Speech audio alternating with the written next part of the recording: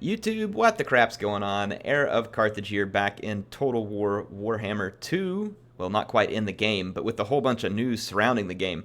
The last coverage I gave you all was where I was speculating with Loremaster Sotek on what the legendary lords would be, and he actually speculated those correctly, with the exception of Cylostra, who of course was a character that CA actually made up.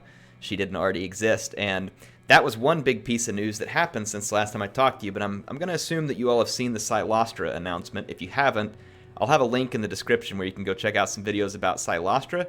Since then, they revealed the Vampire Count's roster. That's kind of old news at this point too.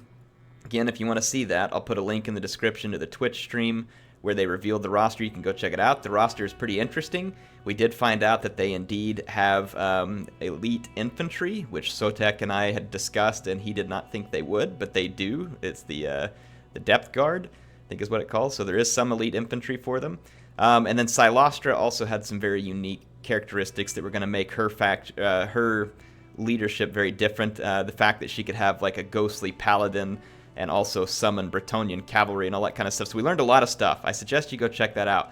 What do I want to talk about today? Well, I want to talk about the II patch that was announced, and that's kind of a play on words that was pretty fun. So they announced some really cool stuff. One is this guy here, and let's start off talking about him. That is, if I pronounce it wrong, you all correct me. I haven't gotten to hear them say it yet on video, but it's Lokhir Fellheart is what it looks like. Says the Druki Sea Scourge, Lokhir Fellheart leads the faction of the Blessed Dread and is now playable in Mortal Empires and Eye of the Vortex campaign. He begins play with ownership of the island of whatever, just south of the Star Tower and of the Archmage Teclis. So he's going to be starting quite a ways south. Going to be very interesting. He could square off against Teclis early on, and that is going to make this very, very interesting start position. Basically, the special thing about him, he doesn't have to do rights in order to get Black Arcs. For any major port that he captures, he can recruit another Black Arc. So that's his specialty, is Black Arcs. And with island battle, or naval, quote-unquote, naval battles / island battles coming around, that's going to be a big deal. And he gets all kinds of buffs for Black Arc Corsairs.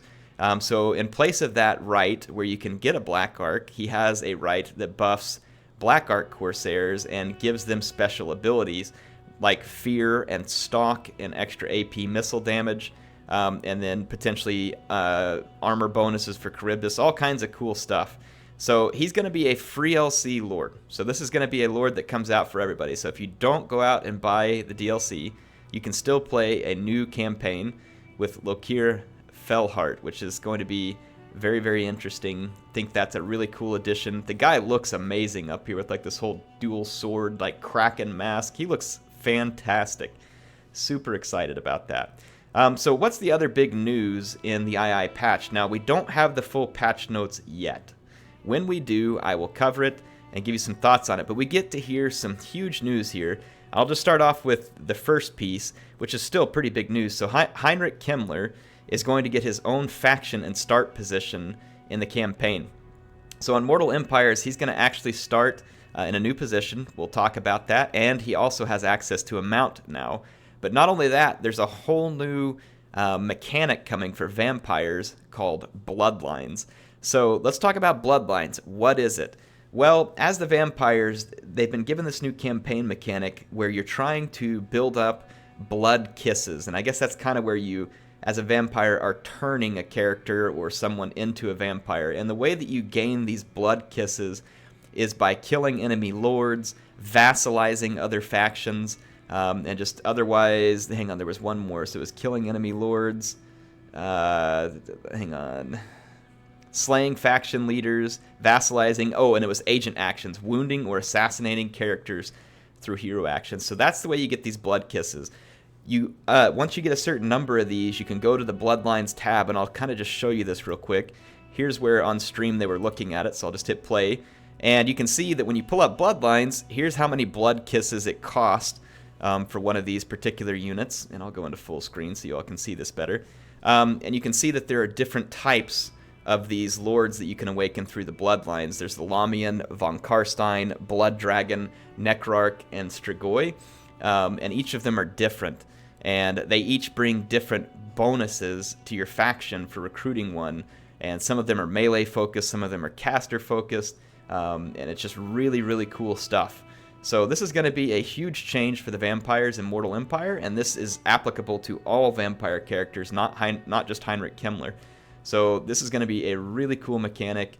It makes me sad that I've already started a vampire campaign in Mortal Empires. We may have to like redo Sinister's campaign so that we can try out this new mechanic, because this is freaking awesome with the addition here. And not only that, but there's more big news. So I'm going to swap off of the Bloodlines piece and jump back over here. Look at this little bit right here. All legendary lords, including the vampire counts, have also undergone balance changes and tweaks. So this is going to be a very interesting change. As soon as we get the patch notes, we'll talk through it. But that in and of itself is big news, folks. That's big news. Here's the other interesting thing, too. Of all of these lords, I forgot to mention, of all these lords, stop asking me about updates. You can unlock, so each of these new bloodline lords has unique skill trees designed around their bloodline. So it's not just going to be the same old copy-paste skill trees. This is another reason why I just love Warhammer 2. You're actually invested in the characters.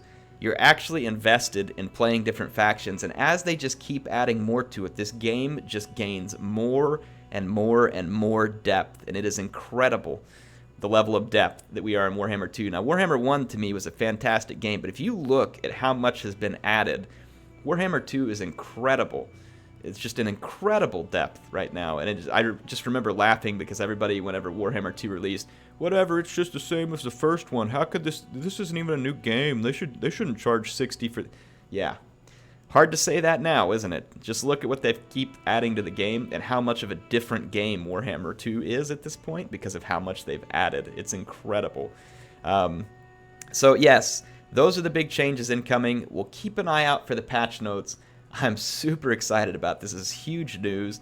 Again, if you haven't seen the details about Cylostra, go check it out. She's going to be the first ethereal lord ever, and she's going to have some pretty unique features. And again, if you want to go see that Vampire Coast roster, go check the links in the description. That's all I have for you for now. I just wanted to make this a quick update and make sure you guys knew the big news. So again, since the last time I brought you an update, they showed the Vampire Coast roster. Check the links in the description. They announced Cylostra as the 4th Legendary Lord in the DLC. Again, go check that link in the description. And then they announced the II patch, and we learn about Bloodlines, which I just described, Heinrich Himmler's new start position and mount, and the free LC with Lokhir Fellheart, and we learned that all Legendary Lords are going to undergo balance changes and tweaks. So this is some really cool news. Stay tuned, folks, because big things are coming to Warhammer 2 as if there weren't already big things there. And you know what the best part is?